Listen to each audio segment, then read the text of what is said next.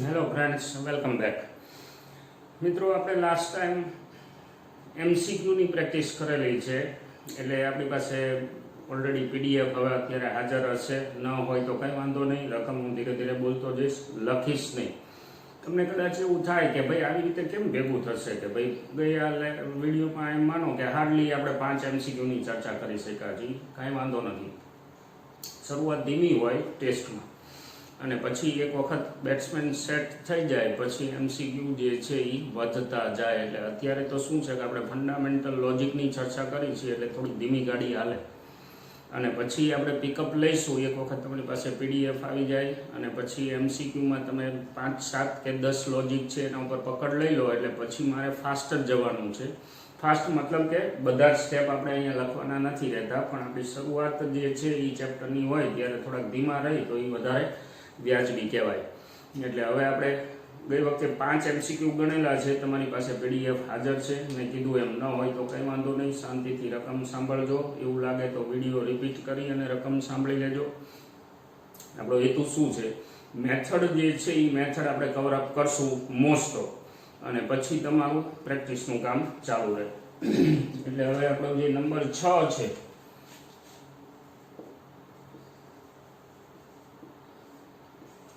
રકમ કંઈક એવી છે મારી પાસે કે હાઇડ્રોજન પરમાણુમાં ઇલેક્ટ્રોન. રકમ જ્યારે પણ આની શરૂઆત કરો ને ગણવાની, એટલે પહેલાં જોઈ લેવું કોની વાત થાય છે. અત્યારે હાઇડ્રોજનની વાત થાય છે. એક તમને કહી દઉં, આનો એક ક્વેશ્ચન તો કમ્પલસરી છે જ, અને ચેપ્ટર એટલું બધું ઇઝી છે કે આના 4 માર્ક તમારા ખિસ્સામાં જ છે. ખાલી રકમ તમારે વ્યવસ્થિત વાંચવાની અને ઉતાવળમાં મિસગાઈડ ન થવાય, કારણ કે ગણીની મીન 3, 4 કે 5 જ ફોર્મ્યુલા છે આપણી પાસે, એટલે બહુ જાજી લપ છે જ નહીં. આના 4 માર્ક તો આપણા આવવા જ જોઈએ એટલીસ્ટ. ઓકે, હાઇડ્રોજન પરમાણુમાં ઇલેક્ટ્રોન પ્રથમ ત્રીજી ઉત્તેજિત અવસ્થામાંથી ત્રીજી ઉત્તેજિત અવસ્થા એટલે n બરાબર 4 કહેવાય, માંથી બીજી ઉત્તેજિત અવસ્થા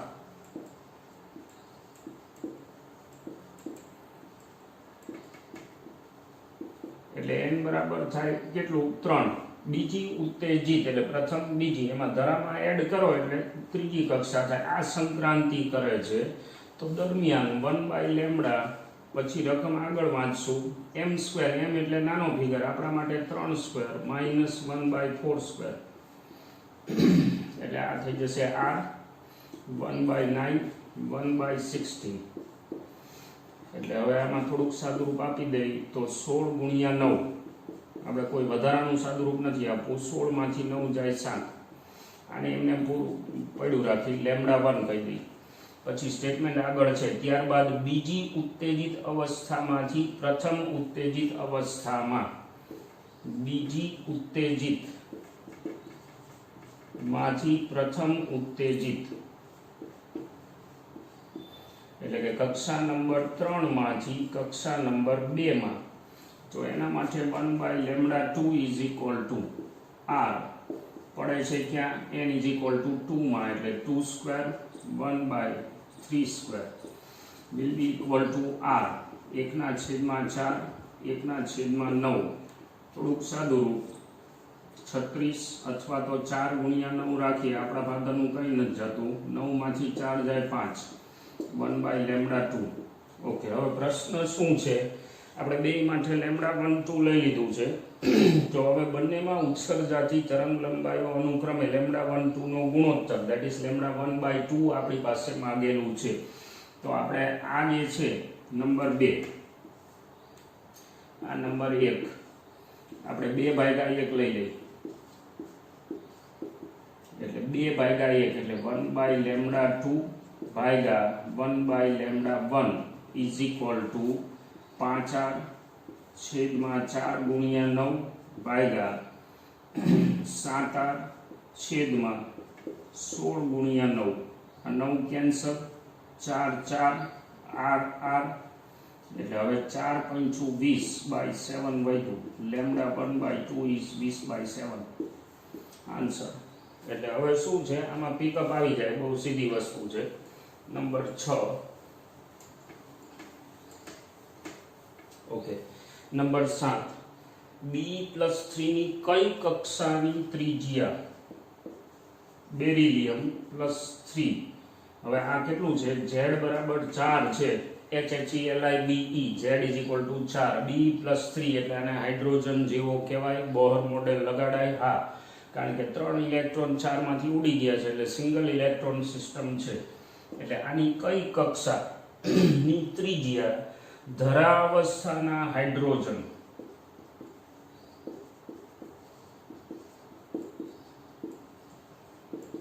ની ત્રિજ્યા જેટલી થશે?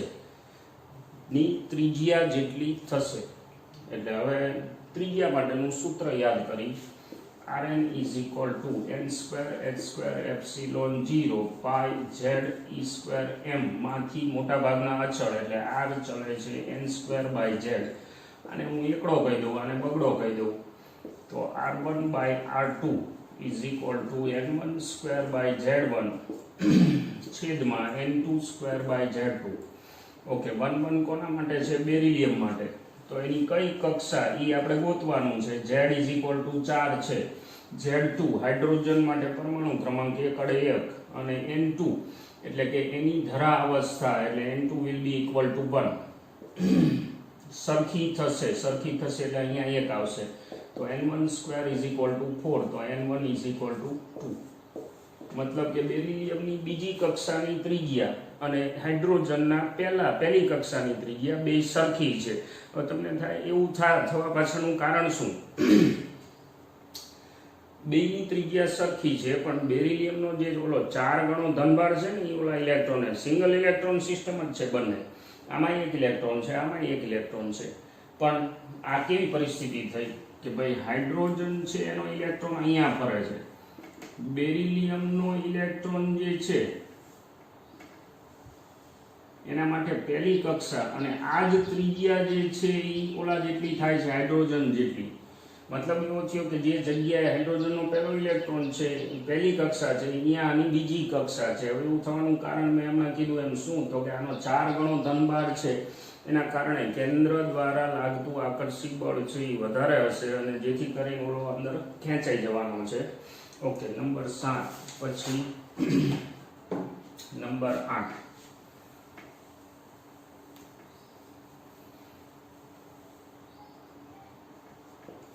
પ્રશ્ન એવો છે, હાઇડ્રોજન પરમાણુનો ઇલેક્ટ્રોન કેન્દ્રમાં રહેલા પ્રોટોનની આસપાસ વર્તુળાકાર કક્ષામાં Rn = n²h²ε0 πme², મતલબ સૂત્ર આપેલું છે આપણને અને છે કોણ? આ હાઇડ્રોજન ની વર્તુળાકાર કક્ષામાં ફલાણી ત્રિજ્યા અને ફલાણી ઝડપે આપી છે. Bn = e²/2ε0nh. સૂત્ર કદાચ જો શક્ય હોય યાદ રહે તો સારું, નહીતર આપણે લખેલું છે c/137 વાળું. ઓકે, એટલે આ ઝડપ આપેલી છે, ઓલી ત્રિજ્યા આપેલી છે. પ્રશ્ન શું છે કે ભાઈ આવી રીતે ચકડી બમણી કરે છે તો પરિણામે રચાતો પ્રવાહ જો આ મિક્સઅપ થયું. હવે પ્રવાહની બેઝ વ્યાખ્યા શું છે? Q/T. માનો કે આ કેન્દ્રની આસપાસ ઇલેક્ટ્રોન ફરે છે તો હવે આપણે ઇલેક્ટ્રોનના કારણે રચાતા પ્રવાહ માટે પહેલા તો સંબંધ વિચારી લઈએ. માનો કે આ ઇલેક્ટ્રોન 1 સેકન્ડમાં 25 ભ્રમણ કરે તો કોઈ એક સંદર્ભ બિંદુ પાસેથી આ ઇલેક્ટ્રોન 25 વખત નીકળી ગયો કહેવાય દર સેકન્ડે. એટલે દર સેકન્ડે ફ્રીક્વન્સી ટાઈમ્સ ઇલેક્ટ્રોન જે છે એ ઘુમેડી મારે છે એટલે રચાતો પ્રવાહ છે એ fe હોય. અધરવાઇઝ માની લો કે કોઈ એક વિદ્યુતભાર પુનરાવર્તિત ગતિ કરતો હોય અને એની ફ્રીક્વન્સી f હોય તો ગમે ત્યારે આ વસ્તુ યાદ રાખવાની કે રચાતો જે પ્રવાહ છે એ આટલો હોય fq. જેટલા ભ્રમણ કરે એટલી વખત સંદર્ભ પાસેથી આ વિદ્યુતભાર પસાર થવાનો છે જેથી કરીને આપણને આ પ્રવાહ મળે. હવે મારો ટાર્ગેટ શું છે? ફ્રીક્વન્સીની જરૂર છે. આ ડેટાનો યુઝ કરી ઝડપ માટે સૂત્ર છે આપણી પાસે. આ ચક્કર ફરે એટલે કપાતું અંતર છેદમાં લાગતો ટાઈમ. હવે અંતર કાપશે એ પરિઘ જેટલું અને ટાઈમ લાગશે એના આવર્તકાળ જેટલો. હવે આવર્તકાળ જે છે એ 1/t ની જગ્યાએ હું આવું લખું તો મને મજા આવે, કારણ કે f મને ડાયરેક્ટ મળશે v/2πr. તો હવે હું અહીંયા મૂકી દઉં f ની જગ્યાએ, એટલે ve/2πr થાય. આમાં બે મને વેગ અને ત્રિજ્યા આપેલા છે. તો પ્રવાહ જે છે એમાં વેગ આપણી પાસે સૂત્ર છે e² something something multiplied by e divide by 2π અને r n² h² એપ્સિલોન 0 પાઈ me². હવે આ જે આપણો પ્રશ્ન છે ને એમાં આપણને શું કીધું છે કે ભાઈ રચાતો પ્રવાહ જે છે એ ખાલી જગ્યાના સમપ્રમાણમાં હોય તો મારે ઓલા અચળ જે લટકણિયા છે એનું કંઈ કામ નથી. અને જે સંબંધ આપેલા છે ચારે ઓપ્શન ઉપર તમે નજર કરજો તો મને e ની ઘાતના સ્વરૂપમાં આપેલા છે. તો પછી I ચલે છે 2, 2, 4, 1, 5. આન્સર આનું સદરૂપ જે થવું હોય એ થાય. બધા અચળાંક જ છે એટલે સ્વાભાવિક છે કે એને કેન્સલ કરી શકાય. એટલે ધ્યાનમાં ન લઈ તો ચાલે, આ ધ્યાનમાં રાખજો. હવે પછી એઝ એ રિઝલ્ટ, એટલે રિઝલ્ટ આ જે છે તો આપણને ખબર જ હતી. ઝડપ માટે વધારાનું એક સૂત્ર સાઈડમાં તમે નોટ ડાઉન કરીને રાખશો તો સારું રહેશે. અને પ્રવાહ જે છે એ આ e ની 5 ઘાતના સ્વરૂપમાં હોય, મતલબ કે એના સમચલનમાં હોય. આ આપણે યાદ રાખશું જેથી કરીને કદાચ કોઈ ડાયરેક્ટ આન્સર આવતા હોય તો કામ લાગે. Okay, number 9.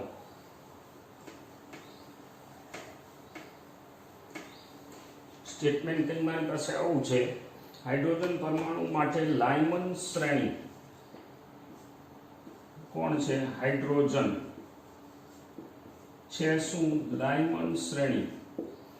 હવે એમાં મને એમ કીધું છે લાયમન શ્રેણીની પ્રથમ રેખા. લાયમન શ્રેણીની પ્રથમ રેખા એટલે સંક્રાંતિ આ થાય. હવે બધું આપણે વાક્ય શબ્દસર નહીં લખી. પ્રથમ રેખાની તરંગ લંબાઈ હાઇડ્રોજન જેવા પરમાણુની બામર શ્રેણીની બીજી. બામરની બીજી એટલે રેખાની વર્ણપટ રેખાની વાત થાય છે. બામરની બીજી એટલે પહેલી કોણને એવા સંદર્ભમાં નથી વાત. ઓકે, બામરની બીજી એટલે બામરમાં સંક્રાંતિ અને બીજી આ હાઇડ્રોજન જેવા માટે. હવે લોજિક શું છે કે બે તરંગ લંબાઈ જે છે એ સરખી હોય તો જે ઓલો બીજો છે હાઇડ્રોજન જેવો પરમાણુ ઈ કોણ? Z = ઓકે, અહીંયા શું લખી શકાય? 1/λ = r 1/m². બેઝ ફોર્મ્યુલા આપણી. હવે એમાં હું આંકડા નાખી દઉં તો લાયમન માટે 1 અને 2² એટલે 4. એટલે અલ્ટિમેટલી r 4, 4 માંથી 1 3/4 1/λ. હવે આ જે બીજો હાઇડ્રોજન જેવો છે એમાં ફોર્મ્યુલા શું લાગશે? કાંઈ નહીં ખાસ, Z² લાગે, કારણ કે લટકણ્યું છે ઉર્જામાંથી હાલ્યું આવશે એટલે 1/m², n². હવે એમાં મારે Z ને બાદ કરી અને બાકી બધું નાખી દેવાનું છે.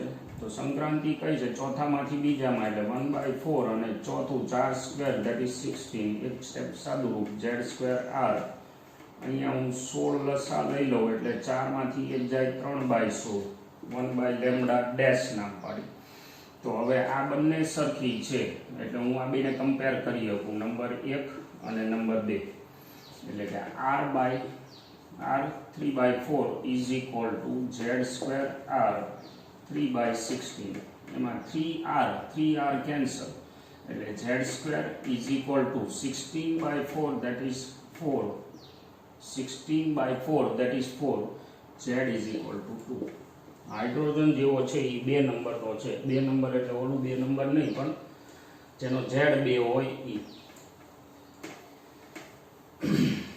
સાથે રહેજો થોડાક. નંબર 10. હાઇડ્રોજન માટે ધરાવસ્થાની ઉર્જા. હાઇડ્રોજન ધરાવસ્થા ની ઉર્જા ગામ આખાને ખબર છે 13.6 eV થાય. હવે તો આજુબાજુવાળાને ખબર પડી ગઈ છે, કારણ કે વિડીયો ઉતારી એટલે બારીમાંથી સાંભળે એટલે એ થોડુંક એટમ ભણી લેવાના છે, કંઈ વાંધો નહીં. તો He+ માટે પ્રથમ ઉત્તેજિત ઉર્જા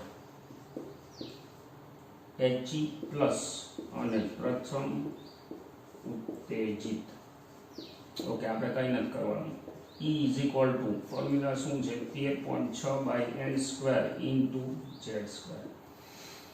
હવે હાઇડ્રોજનની ધરાવસ્થાની 13.6 એ આપણે એક્સેપ્ટ કરી લીધું કે ભાઈ હાઇડ્રોજન હોય એટલે z is equal two 1, n is equal two 1 ધરાવસ્થા માટે, એટલે એ તો આપેલું જ છે. હવે He પ્લસની પ્રથમ ઉત્તેજિત એટલે n ઇઝ ઇક્વલ ટુ 2 અને He પ્લસ એટલે કોણ?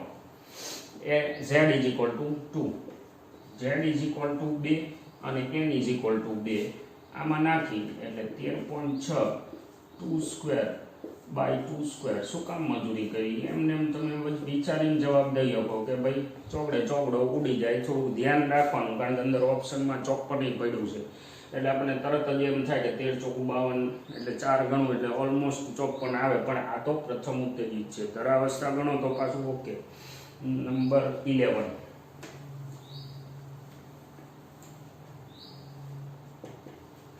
ઓકે, સંબંધ મારી પાસે એવો છે કે એક અસ્થિતિસ્થાપક સંઘાત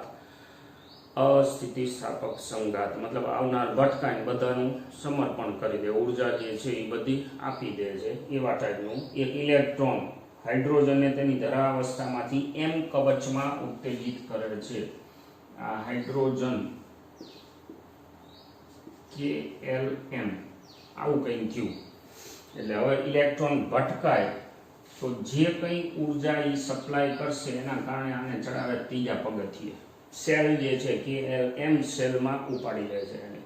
હવે એનો મતલબ એવો થયો કે 13.6 EV, 3.4 EV, 1.51 EV અને કદાચ આગળ જરૂર પડે તો જોઈશું. એટલે આ છે E1 ધરા બીજી કક્ષા, ત્રીજી કક્ષા, મતલબ કે અહીંયા પહોંચાડ્યો ઇલેક્ટ્રોનને એને પહોંચાડેલો છે ત્રીજી કક્ષામાં. તો આવનારની ઉર્જા કેટલી હોઈ શકે? આ બેના ડિફરન્સ જેટલી હોય એટલે આવનાર જે ઇલેક્ટ્રોન છે, આપાત નામ પાડી દઈએ આપણે, તો આપાત ઇલેક્ટ્રોનની ઉર્જા કેટલી હોઈ શકે? 13.6 માંથી 1.51 બાદ કરી દઈએ, બે ઉર્જાનો તફાવત પ્લસ ઓર માઇનસ સમજી લઈશું ઘર મેળે. એટલે હવે આ થાય 9, 0 અને અહીંયા વધે 12. બરોબર છે ને? બાકી તમને જાદી આવડે. 10 માંથી 1 જાય 9, 5 5 0, 3 માંથી 2 12.9. આટલી ઉર્જા લઈને બિચારો ઇલેક્ટ્રોન અસ્થિતિસ્થાપક ભટકાઈ ફોંકી દે છે. તો પ્રશ્ન શું છે આગળ? બીજો એક ઇલેક્ટ્રોન m કવચમાં ઉત્તેજિત હાઇડ્રોજન સાથે તરત જ સંઘાત કરી અને તેને આયોનાઇઝ કરે છે. એટલે હજુ આ બિચારો અહીંથી પહોંચે અને વિચારે કે હવે મારે તો ઓછી ઉર્જામાં રહેવું જોઈએ, એ પહેલાં હજુ એક જણો આને ઉપાડી અને આયોનાઇઝ કરી નાખે છે. આયોનાઇઝનો મતલબ શું થયો કે ભાઈ એને અનંત અંતરે પહોંચાડી દે છે. તો બીજા ઇલેક્ટ્રોનની ઓછામાં ઓછી ઉર્જા કેટલી હોય? હવે અત્યારે જે પડ્યો છે આ m સેલમાં ઇલેક્ટ્રોન, એની ઉર્જા કેટલી છે? આટલી. હવે એને આયોનાઇઝ કરવો હોય તો 1.51 પ્લસ આટલી એટલીસ્ટ ઉર્જા તો જોઈએ જ, અને એથી વધારે હોય કંઈ વાંધો નહીં, પણ એ જે બીજો ઇલેક્ટ્રોન આવે છે એની ઉર્જા કમસે કમ આટલી હોવી જોઈએ, તો જ પેલાને એ આયોનાઇઝ કરી શકે. That is the answer. બહુ લોલીપોપ. પણ જે આ બધા જે ઇન્ટર કરે છે ને કે ભાઈ આમાંથી આમાં પહોંચો, આમાંથી ત્યાં ખાલી કોન્શિયસ રહેવાનું છે, બાકી આમાં કંઈ લેવાનું નથી. પ્રશ્ન આ જે છે એ સીધું આપણા ખિસ્સામાં જ છે. હાઇડ્રોજનની ધરાવસ્થાની આયનીકરણ ઉર્જા નંબર 12. ધરાવસ્થામાં આયનીકરણ ઉર્જા 13.6 બધાને ખબર છે. હાઇડ્રોજન પરમાણુને 6 તરંગ લંબાઈઓ ઉત્સર્જિત કરવા માટે ઉત્તેજિત કરવામાં આવે છે. Total 6. n is equal two n-1 છેદમાં 2, અથવા આને આપણે બેઝ ફોર્મ્યુલામાં લઈ લઈએ n2 - n1 + 1 અને n2 - n1. હવે જો ધરાવસ્થામાં પડે તો આ સૂત્ર શું થયું? n-1/2. હવે આ કેટલું છે? 6, એટલે આ થાય 12, n² - n. હવે આનો મતલબ શું થાય? n ઇઝ ઇક્વલ ટુ આમાંથી જડી જાય બહુ easily, n² - n - 12 is equal two 0. 12 ભાગ 4 તરી એટલે n-4 n+3 is equal two 0 એટલે n is equal two 4 possible છે. ચોથી કક્ષામાંથી પડે એટલે 6 તરંગ લંબાઈ શક્ય છે. 4 માંથી 1 જાય 4 તરી 12 ભાગ્યા 2 થઈ ગયું સેટિંગ આવે. એ ચોથી કક્ષામાં જાય. તો નીચેનામાંથી કઈ સંક્રાંતિમાં લો હાલો આની કઈ જરૂર જ નહોતી. નંબર 1 3 થી n ઇઝ ઇક્વલ ટુ 3 થી n ઇઝ ઇક્વલ ટુ 2 પછી n ઇઝ ઇક્વલ ટુ 3 થી n ઇઝ ઇક્વલ ટુ 1 પછી n ઇઝ ઇક્વલ ટુ 2 થી n ઇઝ ઇક્વલ ટુ 1 અને n ઇઝ ઇક્વલ ટુ 4 થી n ઇઝ ઇક્વલ ટુ 3. શું કહે છે નીચેનામાંથી કઈ સંક્રાંતિમાં મહત્તમ તરંગ લંબાઈ ઉત્સર્જિત થશે. એટલે આ ઓપ્શન બધા જે હોય એના શક્ય એ બધા આમાં બતાવ્યા પણ આમાંથી કમ્પેરેટિવલી સૌથી વધારે તરંગ લંબાઈ કોની હશે. ખાલી લોજિક ઉપર આન્સર દેવાનો છે. m² - n². અથવા તો આ શું કામ વિચારવું જોઈએ E is equal two E2 - E1 અથવા તો આપણે પેલું સૂત્ર યાદ કરી EI - EK is equal two HF એટલે કે hc/λ. હવે તમારો ટાર્ગેટ શું છે લેમ્બડા મેક્સિમમ. લેમ્બડા મહત્તમ જોતી હોય તો f નાનામાં નાનો જોઈએ. f નાનામાં નાનો જોતો હોય તો ઊર્જાનો તફાવત નાનામાં નાનો જોઈએ. આઉટ ઓફ અવેલેબલ ત્રીજામાંથી બીજામાં, ત્રીજામાંથી પહેલામાં, બીજામાંથી પહેલામાં અથવા ચોથામાંથી ત્રીજામાં. 4 આંકડા ખાલી ચેક કરી લઈ -3.4 -1.51 -0.85. હવે આ જુઓ તો ચોથામાંથી ત્રીજામાં 0.7 શક્ય નાનામાં નાનો ફોટોન મતલબ મેક્સિમમ તરંગ લંબાઈ આવે. That is your answer itself. એટલે બહુ ઈઝી વસ્તુ થઈ ગઈ. હવે તમને એવું લાગે કે કદાચ આ બધા પ્રશ્નો પૂછાયેલા છે either in PMT or in AIIMS or ગમે તે ટૂંકમાં પ્રશ્ન જે સિલેક્ટ કરેલા છે એ કોમ્પિટિટિવમાંથી ઉપાડેલા છે આપણે. એટલે તમને એવું ન લાગે કે ઓહો ઘણી વખત આપણે હાઈ નીટ હોય નોટ કરતા હોય છે તો આ જે છે એ તમને અંદાજ આવે કે ભાઈ આમાં કઈ લેવલ નથી, ખાલી કોન્શિયસ રહેવાનું છે, બીજું કંઈ નથી. હાઇડ્રોજન પરમાણુનો ઇલેક્ટ્રોન n બરાબર 5 થી n બરાબર 1 નંબર 13 n બરાબર 5 થી n બરાબર 1 માં સંક્રાંતિ કરે તો હાઇડ્રોજન પરમાણુની રિકોઇલ ઝડપ હમણાં જ આપણે કંઈક આગળના વિડીયોમાં આ કેલ્ક્યુલેટ કરેલું છે. રિકોઇલ ઝડપ. હવે વેગમાન સંરક્ષણ લાગે, રેખીય વેગમાન સંરક્ષણ પહેલા કેટલું હતું તો કે 0 અને હવે કેટલું p1 + p2. હવે એમાં p1 એટલે કોણ? ઇલેક્ટ્રોન, ફોટોન ઉત્સર્જિત કરે છે એટલે એકને ફોટોન કહી દે. અને આ જે છે એ બીજો ઓલો રિકોઇલ થતો જે પરમાણુ છે એનું વેગમાન. અલ્ટિમેટલી બેના મૂલ્ય સરખા થવા જોઈએ કારણ કે પરસ્પર સરખા અને વિરુદ્ધ થવા જોઈએ. હવે એમાં ફોટોનનું વેગમાન એટલે શું? hf/c અને અહીંયા વેગમાન એટલે શું? mv. મારે જોઈએ છે રિકોઇલ ઝડપ એટલે v will be equal to f/c. વળી પાછું આપણો આ સંબંધ c બરાબર f λ, f/c is 1/λ એટલે f/c ની જગ્યાએ હું 1/λ લખી જ નાખું. બાજુમાં જોઈએ મારે m. એટલે હવે શું છે n માં 5 માંથી એટલે h/m પછી r 5 માંથી 1 માં એટલે 24 hr છેદમાં 25 m. આ m એટલે કોણ? હાઇડ્રોજનનું દળ એટલે કે મોસ્ટ ઓફ પરમાણુ ઓલો જે પ્રોટોન છે એનું દળ. હવે તમે આ આંકડા નાખો, મશીન છે તમારી પાસે, અગડમ બગડમ બધું કરો એટલે લગભગ 4 મીટર પ્રતિ સેકન્ડ આવશે. ચેક કરી લેજો, સાઈડનું બહુ માનવું નહીં, બરોબર છે. નંબર 14. જો પેલું સૂત્ર યાદ રહી ગયું હોય ને ડાયરેક્ટ આ 24 એ તો પણ જો કે છે ને માટે આપેલી સંક્રાંતિ એટલે પાછી સંક્રાંતિ બદલાવે તો પાછો ફેર પડી જાય. પ્રશ્ન એ છે 14 નંબર. જો હાઇડ્રોજન પરમાણુના ઇલેક્ટ્રોનની સ્થિતિ ઉર્જા પોટેન્શિયલ એનર્જી -ke²/r હોય તો ગતિ ઉર્જા લે હાવ ભંગાર કે E² by R potential energy, તો kinetic energy otherwise total energy આની હાફ હાફ હોય, એમાં કાઇનેટિક ઓલવેઝ પોઝિટિવ હોય, કંઈ બુદ્ધિ નથી વાપરવાની. નંબર 15, હાઇડ્રોજન પરમાણુમાં બોર મોડેલ પ્રમાણે ઇલેક્ટ્રોનની ઝડપ. હવે એમાં મને અંદર ઓપ્શન જે આપેલા છે એ સંકેત પ્રમાણે આપેલા છે. એક છે A0 ધરાવસ્થાની ત્રિજ્યા, A0 ધરાવસ્થાની ત્રિજ્યા. પછી બીજું મને કીધું છે અંદર M જે છે એ ઇલેક્ટ્રોનનું દળ, E છે એ ઇલેક્ટ્રોનનો વિદ્યુતભાર, અને એપ્સિલોન 0 એઝ યુઝ્યુઅલ શૂન્ય અવકાશની પરમિટિવિટી નથી લખવું, ખાલી ખોટી સાહેબ બગડે છે. ઓકે, હવે શું કીધું છે? ઇલેક્ટ્રોનની ઝડપ જોઈએ. આપણે ક્યાં બુદ્ધિ વાપરવી? ઇલેક્ટ્રોન જે છે એને હવે આ તમને ત્રિજ્યા A0 આપેલી, જોજો આમાં પાછું ઓલું આપણું R વાળું સૂત્રની બધું વહીવટ ન કરાય, કારણ કે તમારે અલ્ટિમેટલી પાછી A0 તમારે મૂકવું પડશે અહીંયા ધરાવસ્થા માટે. એટલે હું અહીંયા એમ કરી નાખું કે mv² by A0 is equal to kq1 q2 by R². બરોબર ને? જરૂરી કેન્દ્રગામી બળ કોણ પૂરું પાડશે? વિદ્યુતીય આકર્ષી બળ. તો મારા માટે 1/4 પાઈ એપ્સિલોન 0 q1 પછી q2 અને છેદમાં A0². આ એક A0 જાય, આપણે શું જોઈએ? ઝડપ.